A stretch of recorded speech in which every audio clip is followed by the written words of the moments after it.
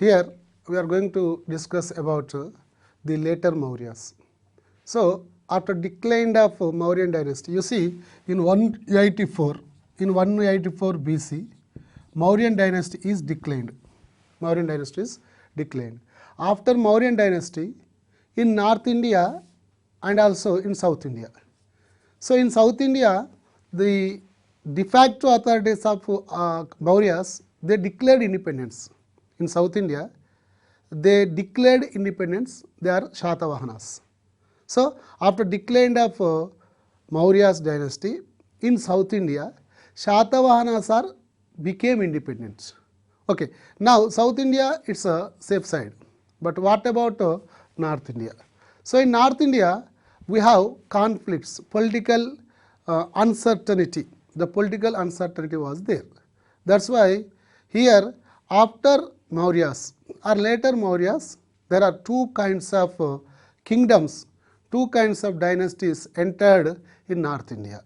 That is one, native kingdoms and foreign kingdoms. So you understand perfectly, after decline of Mauryas, North India has some political uncertainty. That's why there are two kinds of dynasties are existed. The dynasties are called one, native or local dynasties and foreign dynasties. But in South India, what happened? Shatavahanas are became independent. So regarding South India, there was no problem. Politically, it's became very sound. But North India, it has these uncertainty system. That's why after Maurya's declining, so in North India, we have local political dynasties or local kingdoms, and one more, foreign kingdoms. So foreign kingdoms. So local kingdoms are two. Local kingdoms are two. That is Shungas. That is Shungas and Kanvas. So Kanvas. So Shungas and Kanvas. In that is called local dynasties. And foreign dynasties. We have foreign dynasties also. So here foreign dynasties means one, so Indo-Bactrians. Indo-Bactrians. Indo-Bactrians. Two, so after Indo-Bactrians we have, that is Shaka and Parthian and Kushans. So foreign kingdoms, those are Indo-Bactrians, Shaka kingdom and Parthian kingdom, Kushans. So these are called the foreign kingdoms. So we should, because so many people will have doubts after Mauryas, declining of Mauryas, what was political condition, political situation in North India. That's why, so these are the local kingdoms and these are the foreign kingdoms. Total North India, it is occupied by these kingdoms. Okay, now we can go for one by one. First, Shungas. Who are the Shungas? So how they came, what they have ruled. So we have to see about the Shunga dynasty. But here the years, we may have confusion regarding the period and years. That's why it is better to not mention. It is better to not mention. That's why, so we can say this is later Mauryas. But regarding period, regarding years, there is no particular indicating the years. Okay, this is, we go for the Shungas. Shunga dynasty founder was Pushyamitra Shunga. He was founder of Shunga dynasty.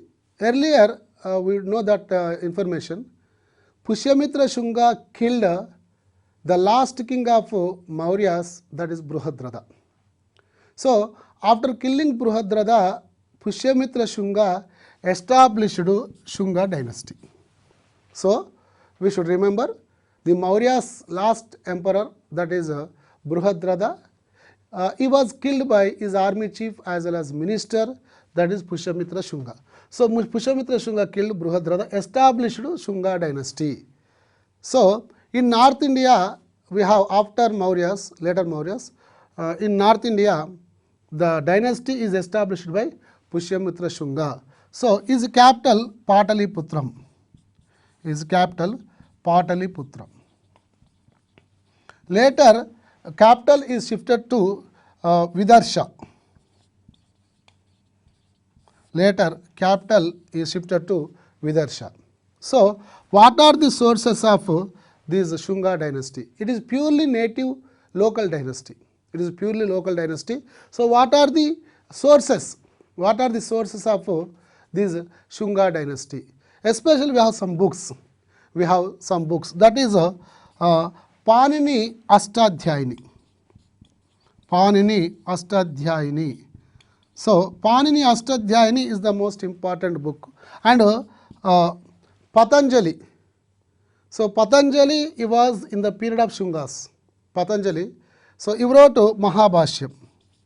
Patanjali wrote Mahabhashyam. So, Patanjali was in the period of Shungas. He was stayed in the period of Shungas. You know, who was Patanjali? Yoga. Mahabhashyam, it explains about the yoga. So, he introduced yoga to India and also as well as the world. That's why, so Patanjali was in the period of Shungas. He wrote Mahabhashyam. Mahabhashyam also explaining about Shunga dynasty. And one more important book we have Malavika Agnimitram. Malavika Agnimitram. So, one more book we have, that is Malavika Agnimitram. You know, Malavika Agnimitram, it is written by Malavika Agnimitra, it is written by Kalidasu. It is written by Kalidasu. You know who was Kalidasu? Kalidas also called Indian Shakespeare. Kalidas also called Indian Shakespeare. He was a great poet in Sanskrit. So, he was in the period of Guptas, especially in the period of second Chandragupta. Kalidas was there. He wrote so many dramas and great books. So, in that books and natakas, the dramas we have Abhignana Shakuntalamu, Kumara Sambhavamu, Megha Sandeshamu, as well as Malavika Agnimitram. This Malavika Agnimitram, it is the story regarding Agnimitra. Agnimitra belongs to this Shunga dynasty. That's why, so here these are the books, especially these are the books explaining about the Shunga's information and Shunga's dynasty. So, Shunga, he has taken Bhagavata religion. So, Shunga is the ruler. He has taken Bhagavata religion. In the period of Shungas, Bhagavata religion is introduced in India. Actually, Bhagavata religion means the religion which is introduced, the religion which is introduced by Sri Krishna or Vasudeva. This is called Bhagavata religion. That means who are worshipping Sri Krishna, who are worshipping Vasudeva, that is called Bhagavata religion. So, here just you understand, this is we can say Vindhyasatpura mountains. This is we can say Vindhyasatpura mountains.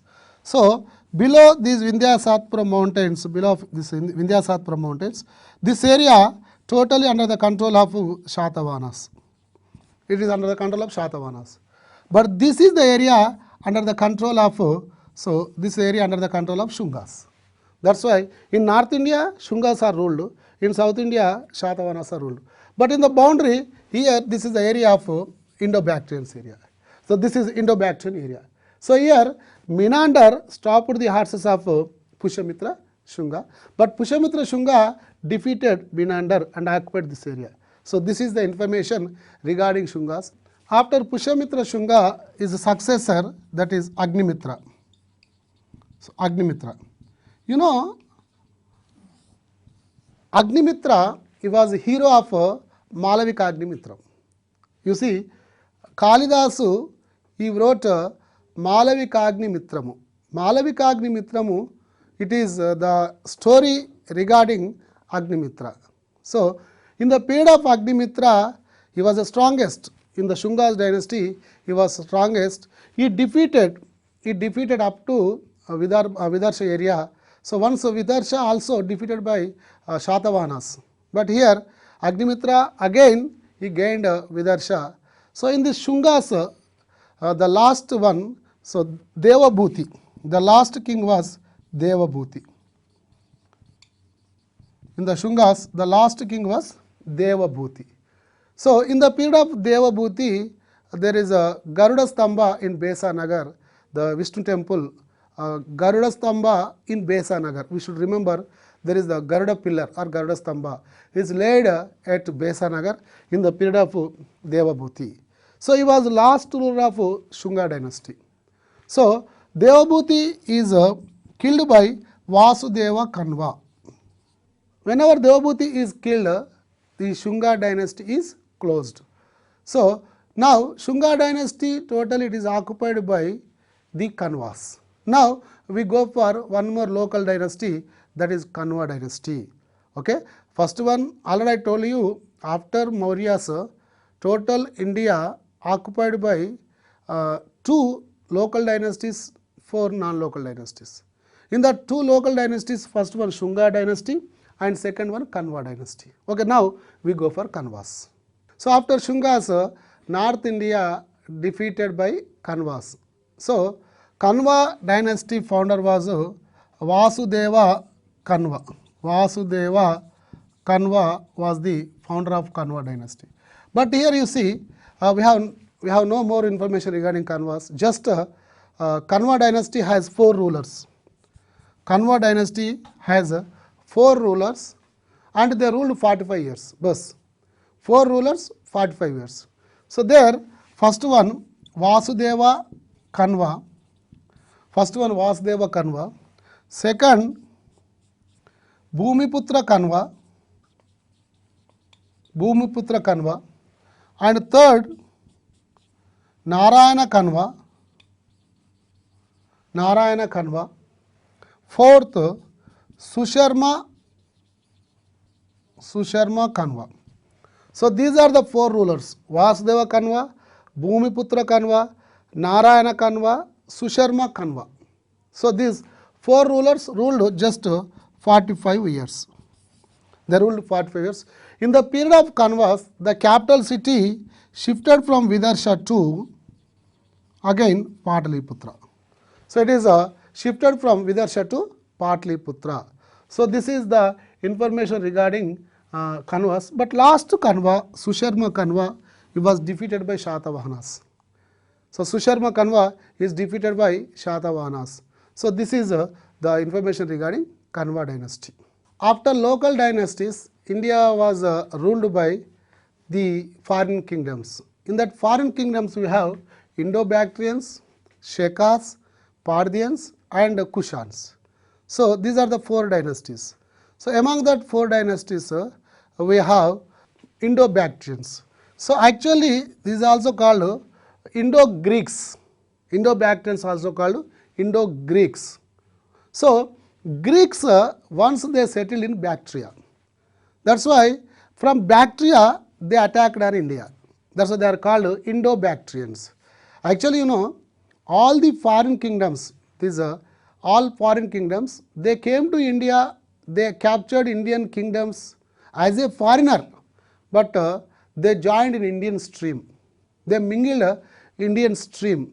So finally, they have taken Hindu system, they followed Hindu traditions, and they being as a Indian, Hindu or Indian. That's why all these foreign kingdoms became Indian kingdoms. So here this is Indo-Bactrian kingdom. So here Indo-Bactrians original place Greek. Once they came to Bactria. From Bactria only they attacked on India. So here Indo-Bactrian founder, this kingdom founder was Demotrius. Demotrius. So Demotrius, he was the founder of Indo-Bactrian kingdom. So his capital was Shakala. His capital was Shakala. This is called Sialkot. Shakala, it is called Sialkot. Right now it is in Pakistan. So Shakala was a capital of Indo-Bactrians. So in Indo-Bactrians, the important king was Menander. The important strongest king was Menander. So important king and strongest king was Menander. Menander, you know, he is also called in Buddhist language Milinda. He is called Milinda. is called Milinda according to Buddhist language. So Menander, he was a Greek, although he has taken Buddhism. Because of Nagasena, he has taken Buddhism. Nagasena was the Buddhist monk. Because of Nagasena, Menander has taken Buddhism. That's why, so the discussions between Menander and Nagasena, what are the discussions between Menander and Nagasena? The discussions are framed as a book by Nagasena.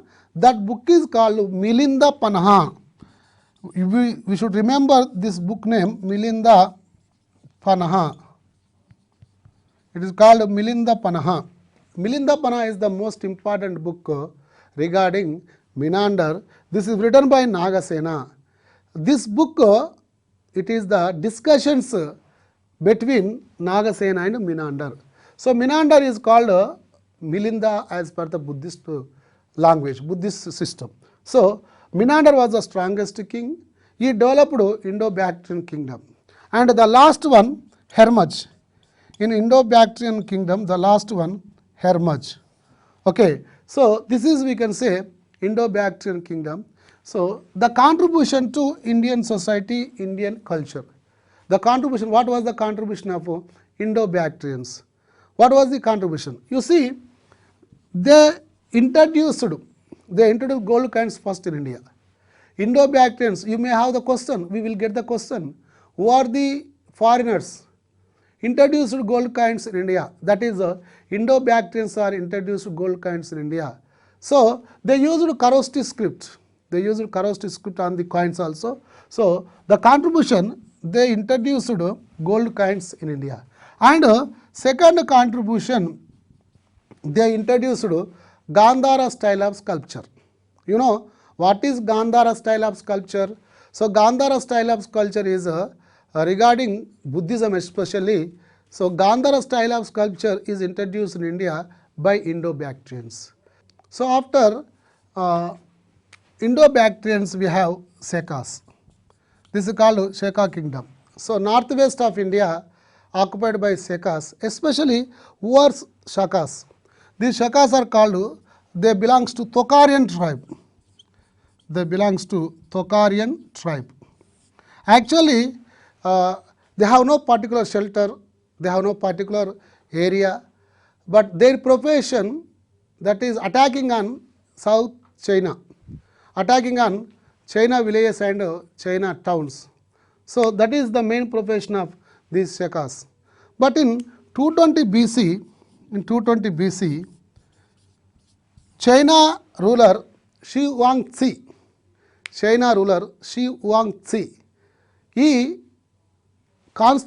he built China wall around China because of threatening from Shekas.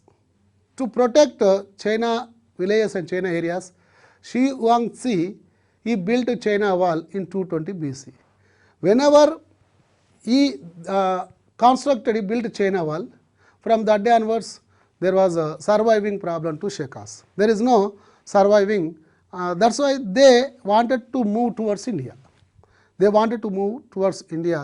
So that's why they came to India in northwest part, especially in Takshashila area and northwest Gujarat, Maharashtra, these areas under the control of the Shekas. So Shekas founder was that is Moses, and the last king was Agent II. Last king was Agent II. So Shekas, whenever they settle in India, they have two parts. They have divided two parts. That two parts are called that is Takshashila Shekas and Maharashtra Shekas. So these Shekas gradually became Kshatrapas. Whenever Sheka is closed, their state rulers, Sheka's state rulers, they are called Kshatrapas. So Kshatrapas, they run the kingdom of Shekas. They are called Kshatrapa. Kshatrapa means the rulers of the states. So there the important kings was, that is Nahapana. Nahapana. So he is the important king of Maharashtra area Kshatrapas. So Nahapana, he was the important king of Maharashtra Kshatrapas. He was defeated by Gautami Putra Shatakani. He was defeated by Gautami Putra Shatakani, and actually Nahapana issued the coins, silver coins, but Gautami Putra Shatakani defeated Nahapana, and he wrote his name on the coins of Nahapana. So that's why here Nahapana was the important ruler in Maharashtra Kshatrapas. And second, Gujarat and Malwa Kshatrapas. Gujarat and Malwa Kshatrapas. Here Rudradama was the important ruler. Rudradama was important ruler in Malwa and Gujarat Kshatrapas. You know, Rudradama, he laid Girnar inscription. He laid Girnar inscription, also called Junagar inscription. Also called Junagar inscription. So this is the most important point, Girnar and Junagar inscription. These inscription, Girnar and Junagar both are same, so they are not different, but both are same. That inscriptions laid by Rudradama. Okay, this is the first Sanskrit inscriptions in India. This is the first Sanskrit inscription in India by Rudradama. So he is the important king in Malwa Kshatrapas. So this is, we can say, Shaka dynasty. So then we go for one more foreign dynasty, that is Parthians. So Parthians are also called Pahallavas. They are also called Pahallavas. So not Pallavas, they are also called Pahallavas. So this is also one of the foreign dynasty for Pahallavas and Parthians. So the important king in this Pahallavas, that is Gandopharnes. Gandopharnes. So the important king of Pahallavas or Parthians, Gandopharnes. So in his period, we have the most important point, Saint Thomas. Saint Thomas, who was the follower of Jesus Christ. One of the Jesus Christ follower, that is Saint Thomas. He came to India in the period of Gandopharnes. So he propagated Christianity in India. The first person in India introduced and propagated Christianity, that is Saint Thomas. So Saint Thomas, while propagating the Christianity in India, he was killed in Madras, Mayalavaram area. In Madras, Mayalavaram area, he was killed. So for memory of this Thomas, we have the Saint Thomas Church in Cochin. One more important foreign dynasty in India, that is Kushans. So Kushans, they are they belongs to Yuchi tribe.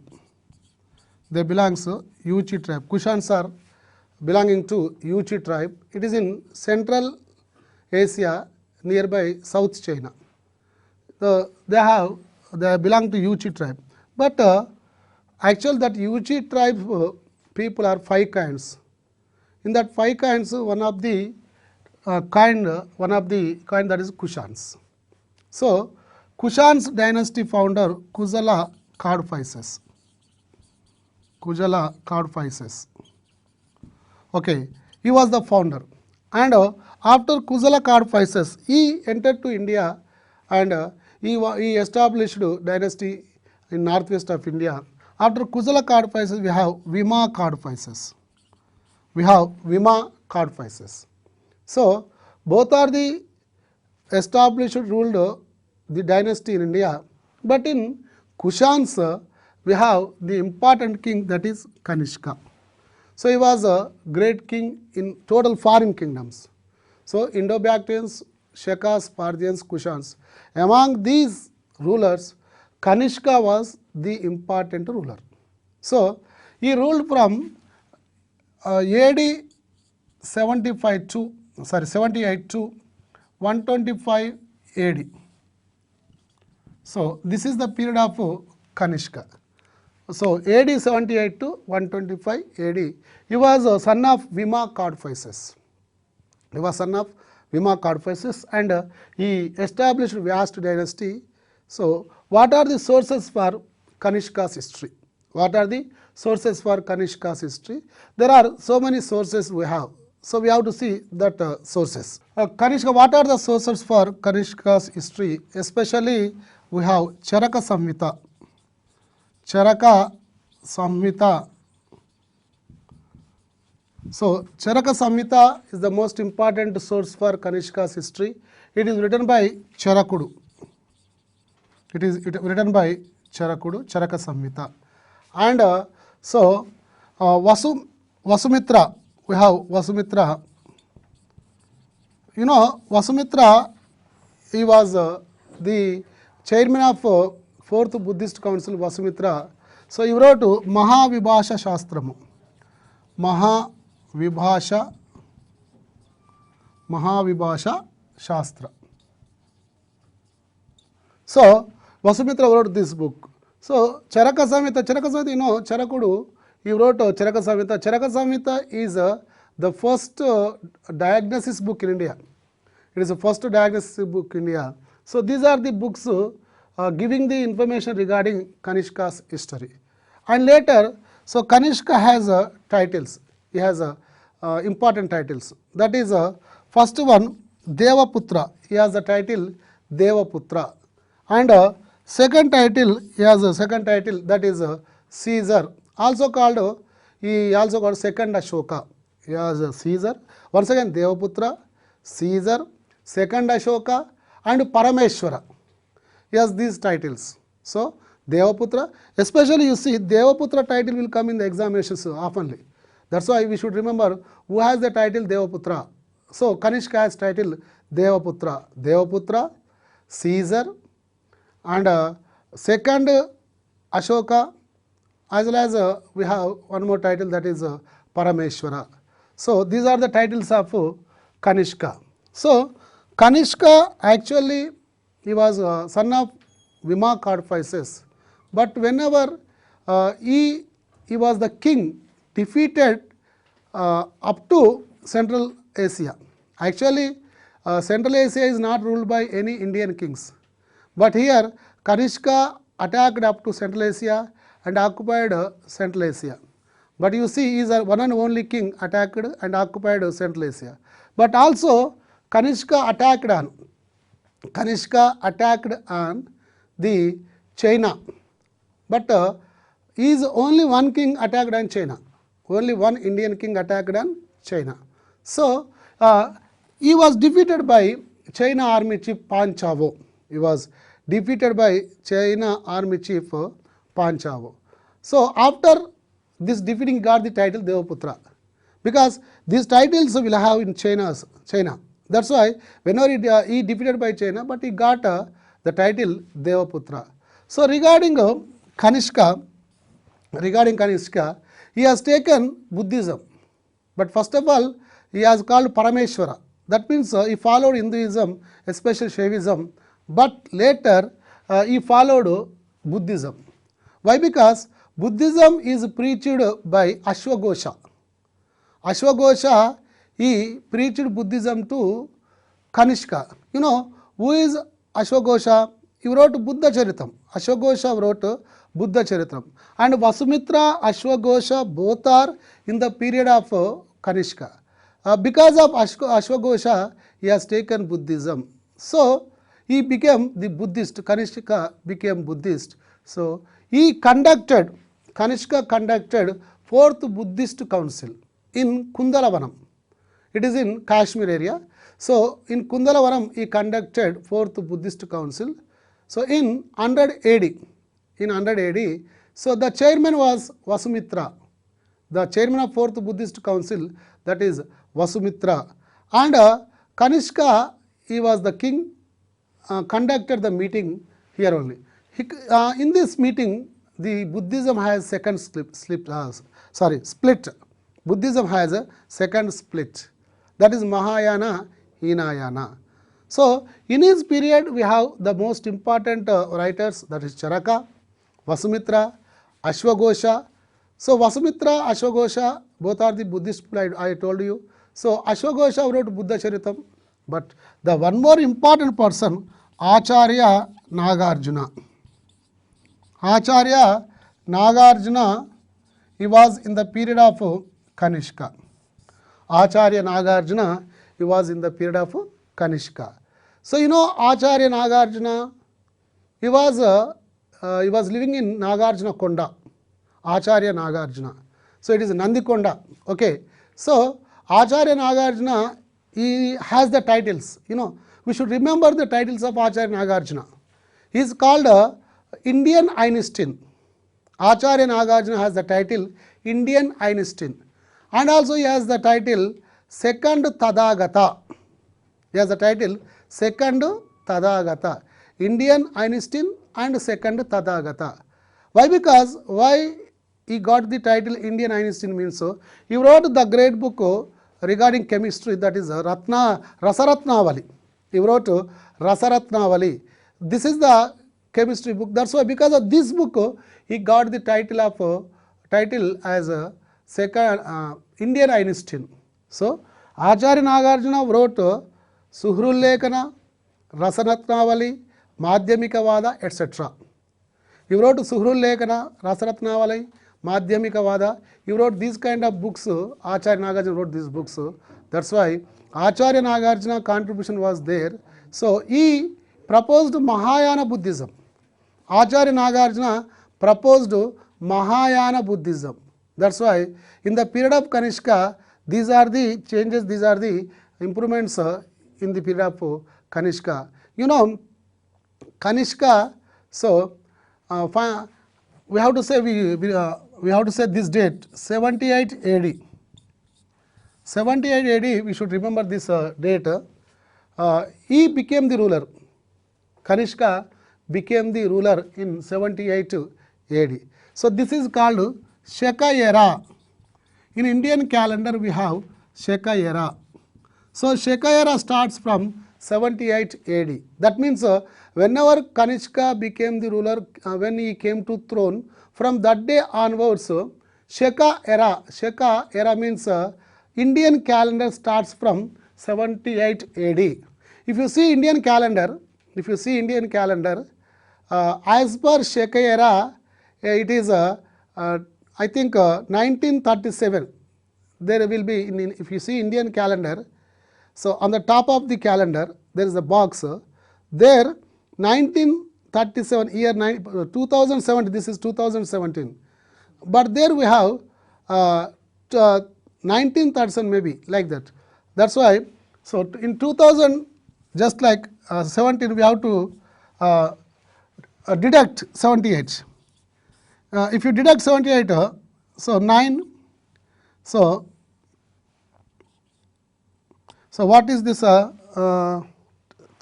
Yeah, 1939. Indian calendar. If you see Indian calendar now, if you go and see there, so in the calendar we have 1939. What is 1939? Yes, according to Shaka era, this is 1939 year. So this is called Shaka era.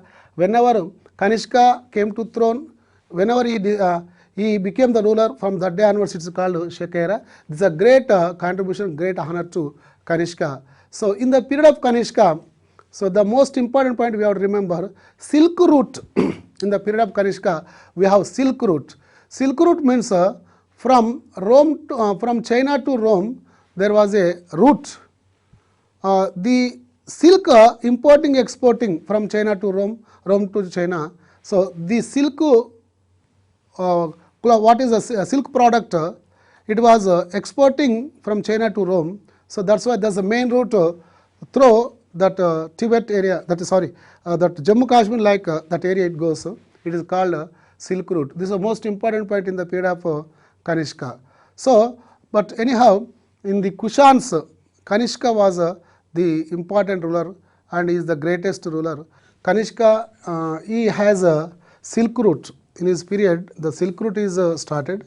Silk route means from China to Central Asia up to Rome, the route which is transporting of silk, that is called Silk route. So Kanishka has taken Buddhism, as per earlier class, he has taken Buddhism by the preachers of Ashoghosha. And also, he constructed Kanishkapuram. He constructed Kanishkapuram. So, he constructed Kanishkapuram. So, his capitals was, Peshawar, his capitals were Peshawar and Madura. He has two capitals. One is Peshawar and Madura. So, in the period of Kanishka, this Gandhara style of sculpture is developed. In the period of Kanishka, Gandhara style of sculpture is developed. Because if you see, we will have the question, we will get the question, in whose period Gandhara style of sculpture is developed. So, Gandhara style of sculpture is introduced by Indo-Greeks, that means Indo-Bactrians, introduced, but developed in the period of Kanishka. That's why we should remember Gandhara style of sculpture is developed in the period of Kanishka. In the period of Kanishka, Madura style of sculpture also started. Actually, in India, we have two kinds of style of sculptures. One, Gandhara style of sculpture, second, Madura style of sculpture. So, Gandhara style of sculpture is introduced by Greeks, Indo-Greeks or Indo-Bactrians. But Madura style of sculpture is introduced in the period of Kanishka. That's why we should remember there are two style of sculptures. One is a Gandhara style of sculpture and one more is a Madura style of sculpture. You know what is the difference between Gandhara and Madura? Madura is it is developed in central India, and Indian gods or goddess. So, what we are looking now, what we are seeing the Indian gods and goddess, this is the sculpture, Hindu gods and goddess sculpture, it is called Madura style of sculpture. So, Buddha is statues, Buddha shapes, it is a Gandhara style of sculpture. So, this is two sculptures are developed. This is Gandhara is developed in the period of Kanishka. Madura is introduced in the period of Kanishka. And so, Kanishka, he was actually was a Hindu. First of all, he has taken, because you see, his grandfather has taken Buddhism. His grandfather has taken Buddhism. That means Kujala god faces. And his father has taken Hinduism. He was a devotee of Shiva. That's why there are two effects. Because of his father, he was a Shaivist, Hindu. But later, Ashwaghosha preached Buddhism to Kanishka. That's why Kanishka has taken Buddhism. So, here in Kanishka, Kushans, they are called secularists. Kushans are called secularists because they have not followed any single religion. But each ruler, they followed different religions. That's why this is a Kushans period is called the secular stage. Because you see, Kuzala Kadphises was founder of Kushans. He has taken Buddhism. Even though what are the coins issued by Kuzala Kadphises, so on that coins the Buddha picture is there. On the coins of Kuzala Kadphises, Buddha picture was on the coins. He printed the Buddha's picture on the coins. And here Vima Kadphises. Vima Kadphises means father of Kanishka. So Vima Kadphises has taken Hinduism. But basically his father has taken Buddhism, but he has taken Hinduism, especially Shaivism. So on the coins of Kuzala Vima Kadphises, the Shiva and Nandi pictures are on the coins of Vima Kadphises. That's why, so he has taken Buddhism, he has taken Hinduism, and Kanishka has taken Mahayana Buddhism. He has taken Mahayana Buddhism because Acharya Nagarjuna was there. Because of Acharya Nagarjuna, he has taken Mahayana Buddhism. So, last one Vasudeva Kanva, he has taken Hinduism. That's what I am saying. In the period of Kushans, the secularism is developed in this India. But anyhow, so Kanishka, he was a great king, great ruler in India. So he he was being a foreigner, but he joined an Indian stream and he followed Indian system also. Okay, so this is the Kanishka's information. After Kanishka, we have Havishka. After Kanishka, we have Havishka. So Havishka, he was the king described or mentioned in the Kalahana's Rajatarangini. Kalahana Rajatarangini, so it described about Havishka. And after Havishka, we have second Kanishka. After Havishka, we have second Kanishka. And the last one in Kushans, that is Vasudeva. That one, Vasudeva. So he was defeated by Persians, and the kingdom which is ruled by Kushans, it is given to Persians. So in the Vasudeva period, the Kushans dynasty is closest, is declined. That's why the last king in Kushan dynasty, that is Vasudeva. Okay, now just little bit information regarding Kushan's administration system and their social conditions. So Kushan's administration system, it is centralized administration system, because here only the king has sovereignty. He ruled the country. That's why it is called centralized administration. So in Kushan's period, especially the women, regarding social conditions, it is a paternal society. Women has a respectable position here, and here Sati also is introduced. Sati also it was there, and social evils also there. Although here Kushans they have given the importance to women, especially in India. The Kushans are introduced the dressing styles. They introduced dressing styles. That means now we are wearing pant, shirt and cap, shoe. All are introduced by Kushans in India. Before Kushans, Indians weared, they have not weared pant, coat, like hat, cap, they have not weared anything. But whenever Kushans are entered, so they introduced to India these kind of dressing styles. So that's why it's a great contribution to Indian society by Kushans. And here the important cloth is Kashika Vastramu. It is we should remember Kashika Vastramu. This is the most important question. Which cloth is introduced in the period of Kushans? That is Kashika Vastramu. It means the woolen silk combination. The cloth, it is a woolen and silk combination cloth is there. That is Kashika Vastramu. So, and here the people, some of the people, they wants to play some dramas, especially what we can say regarding the Shiva, regarding the social system. They wants to exhibit. They wants to exhibit some dramas. They are called Shivalakulu. They are also called Shivalakulu. The Shivalakulu means who play the dramas on the streets. So regarding social system of Kushans, there are Mahaparivar. In the Kushans social system, we have Mahaparivar. Mahaparivar means the joint families. In the period of Kushans, we have Mahaparivars, that is called joint families. And as well as the most important word in the Kushans period, that is Dhatri. That is Dhatri. Dhatri means she was a guardian of the children. So she was appointed for maintain the children, and she is called guardian of the children. That is Dhatri. So this is social conditions, and also religion. What kind of religion they followed? Already I told. So Kuzala codifices followed Buddhism.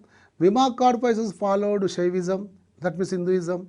And Kanishka Mahayana Buddhism. Vasudeva Hinduism. That's why this is called a secularistic country, a secularist state. So they followed different religions. And in Kushan's period, we have some literature also, because there are Vasumitra, the great person, Vasumitra, Ashwagosha, Acharya Nagarjuna, Charaka. These also stayed in the period of Kushans. Especially Vasumitra, he wrote Vibhashita Shastram, Mahavibhashita Shastramu. This is an encyclopedia of Buddhism. Mahavibhasha Shastram is called Encyclopedia of Buddhism. So Ashwagosha, he wrote Buddha Charitamu and Saundara Nandanamu. So Ashwagosha wrote Buddha Charita and Saundara Nandanamu. These two books are written by Ashwagosha. And Charaka, we have Charaka. Charaka wrote Charaka Samhita. Charaka wrote Charaka Samhita. So this is a diagnosis book. Because today we are doing diagnosis, which disease is there, we are getting results. That means we are finding the disease. That's why the diagnosis system in India, it is introduced by Charakudu first. And we have Acharya Nagarjuna. Acharya Nagarjuna, so he has two titles already I told you, Second Tathagata and Indian Einstein. So he contributed so much to Buddhism, Mahayana Buddhism. He wrote Suhrulekana, Rasaratnavali, Madhyamika Vada. He wrote these kind of books and he participated in Fourth Buddhist Council, which is conducted by Kanishka. He participated in Fourth Buddhist Council. So he proposed Mahayana Buddhism. So, and he supported Sanskrit. That's why we have this kind of poets are in the period of Kanishka. And regarding agriculture system, financial system, so they supported agriculture. In the period of Kushans, agriculture is the main crop, and wheat, barley and rice they produced. And Karshapana, Dinar is the kinds in the period of Kushans. Karshapana and Dinar, this is the kinds in the period of Kushans. But anyhow, finally Kushans, they were defeated by Persians. So if you see, these are called all the dynasties regarding the foreign dynasties. Later Mauryans, we have 2 local dynasties and 4 foreign dynasties. So 2 local dynasties are, that's one Shunga dynasty, second Kanva dynasty.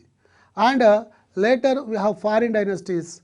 That foreign dynasties Indo-Bactrian, Shekas, Parthians and Kushans. So among all these foreign dynasties, the important dynasty is that is Kushan dynasty. Basically they came from foreign country, they came from South China, Central Asia, but they joined in Indian Union. But anyhow, among all total foreign dynasties, the most important ruler, strong ruler and great ruler, that is Kanishka. So after decline of these Kushans, after decline of Kushans, we have the Gupta dynasty. So you see in Indian history, it is a sequence, one by one it will be occurred. That's why one by one dynasties will come. So after these foreign dynasties, we have Gupta dynasty. So Gupta dynasty, this is the most important dynasty having lot of information. So next class we can discuss about Gupta's information and Gupta's history.